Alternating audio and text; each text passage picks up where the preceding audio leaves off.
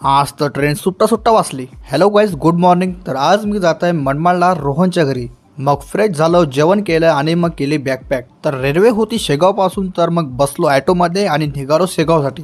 जाता जाता गजानन महाराजांच्या खूप साऱ्या दिंड्या पण दिसत होत्या. मग थोड्याच वेळात मम्मी, मी आणि आजोबा पोहोचून जातो शेगावला आणि मग येतो रेल्वे स्टेशनवर. रेल्वे होती 4 वाजेची. आम्ही पोहोचलो 3:50ला. आम्हाला वाटली आलीच रेल्वे. प्लॅटफॉर्मवर जाऊन पाहिलं तर हे तर दुसरीच रेल्वे आली होती. पडता पडता लागली होती मग ताण. मग गेलो दुकानात आणि इथून घेतली थंड पाणी बॉटल. मग बघत बसलो वाट आपल्या ट्रेनची. मग फायनली 20 मिनिटं लेट झाल्यावर आली आपली ट्रेन. आलो मग ट्रेनमध्ये. यावेळेस काही गर्दी नव्हती, नाही तर खूप गर्दी असते. कन्फर्म तिकीट होतं तर आम्ही आमच्या सीटवर बसलो. चाल इकडे माझ्या फोनवर रेंज नव्हती आणि बाजूचा पोरगाला पाहिला तर मस्त युट्यूबवर व्हिडिओ पाहत होता. काही स्टेशन गेल्यावर आला. मग भुसावळ जंक्शन या ठिकाणी रेल्वेचा स्टॉप होता. 20 मिनिटं. मग तेवढ्यात आम्ही जेवण वगैरे केलं.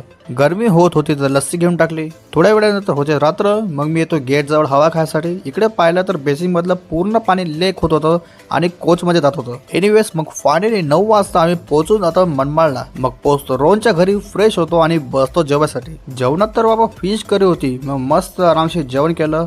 चला मग आता तुम्हाला भेटू आता नेक्स्ट व्लॉगमध्ये. बाय.